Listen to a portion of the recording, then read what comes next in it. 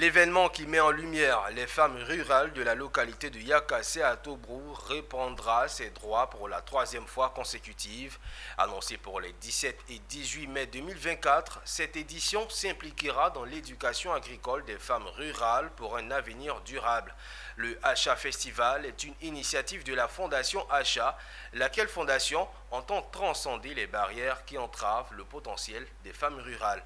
Le compte-rendu du lancement dans le récit de Michel Brault. Le projet d'autonomisation de la femme en milieu rural évolue dans la localité de Yakassé à Tobrou. À plus de 130 km de la capitale économique se tient chaque année, depuis 3 ans, un événement qui met en lumière les femmes rurales, le Acha Festival.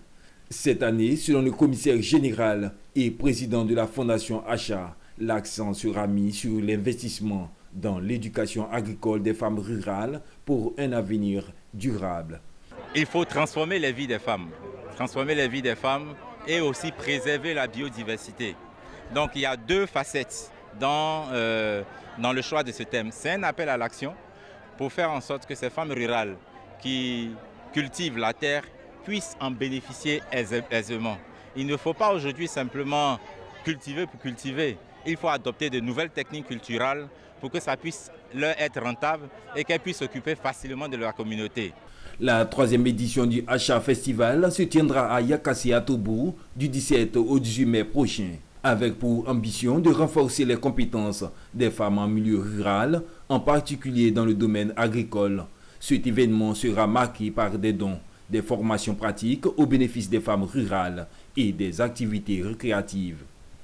C'était vraiment un combat pour moi personnellement en tant que sous-préfet de Yakassé à Tobrou.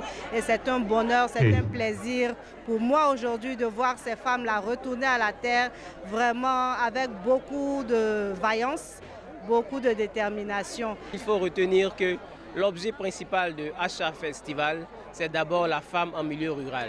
Comment faire pour autonomiser la femme en milieu rural? Nous avons commencé par l'alphabétisation. Nous avons déjà une première promotion.